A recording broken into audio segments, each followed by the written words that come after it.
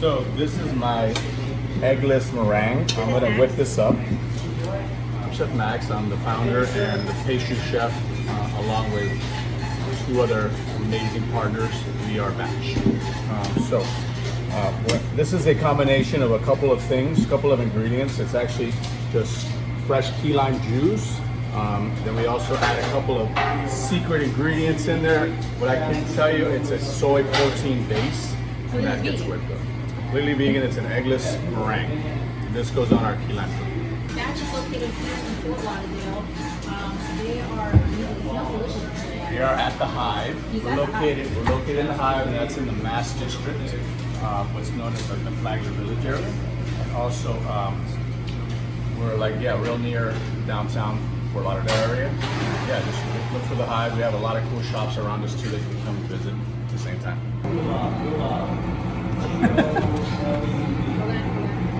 Starts as a scoop, but we do the key lime custard inside, and we shape it like so.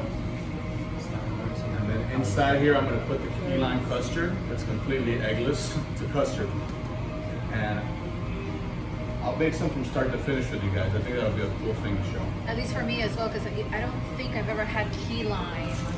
I became vegan very early, so there's some things that I've never had before. But once this is done, we're going to chill it, and then when it comes out, when we're ready to bake them, we take out the chilled product. We always have this done up ahead of time because we let all of our cookies sit overnight. So the dough is made, we scooped it, we're going to form them, and then tomorrow we fill it with the custard before it goes in the oven, bakes, and then after they're cold, we whip up the eggless meringue, and then that gets torched, and it turns out to look something like this. Check it out. You said that you can make literally anything. For an entire year, 52 weeks, I'll create a new dessert special that is not easy. Give me something harder. Yeah, I've been a pastry chef for over 25 years. Make me a Peruvian vegan donut. Now you're talking about a donut. I'm talking about flavors. Bring a flavor. Bring Use that purple flavor. potato. Put that into it. Purple corn. Chicha morada. It's there. I take that challenge. I like that challenge. I'll bring that So, up. for my Hispanic speaking or my Peruvians, para el 28 de julio, acá el Chef Max me va a hacer una, no vamos a decir dona, sino una galletita que tenga con el choclo peruano, el choclo de color morado. Qué delicioso. Okay? It's on, baby. It's on. The challenge. Unlike egg whites, this can be whipped up multiple times and it doesn't deflate or over whip. How did you figure this out? Trial and error? I've been a pastry chef for over 25 years, and I've worked a lot with molecular gastronomy. So research, R&D from before. I just have a vast knowledge, more than the average person who would open a cookie shop. I'm probably one of the most experienced pastry chefs that ever have just opened a cookie shop. And what is molecular?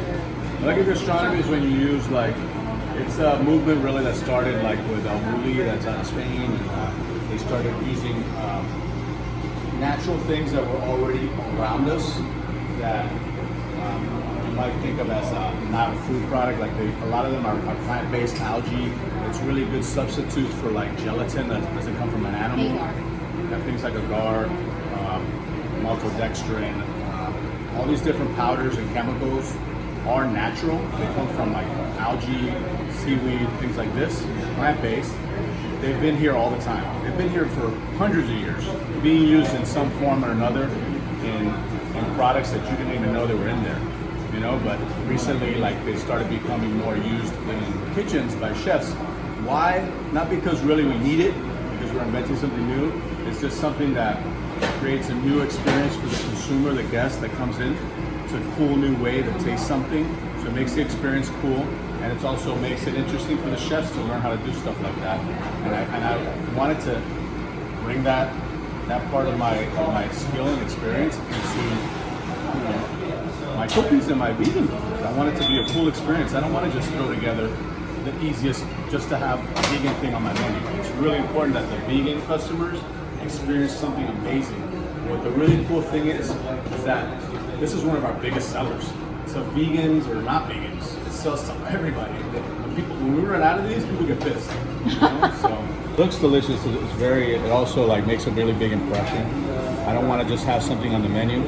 And honestly, like even all of our chocolate chip cookies, like the chocolate that we use is completely vegan, and it costs $8 a pound.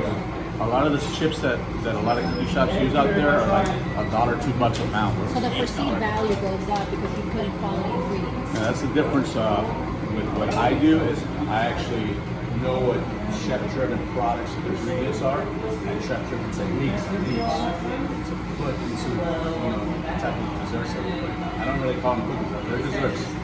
Fillings, they have toppings, they have glazes, decorations, and you have new ones every week. You'll see a brand new cookie every week. A big batch of the custard each week. This is a key lime custard. We keep a bag of it ready. See, it looks just like pudding because there's no eggs in there.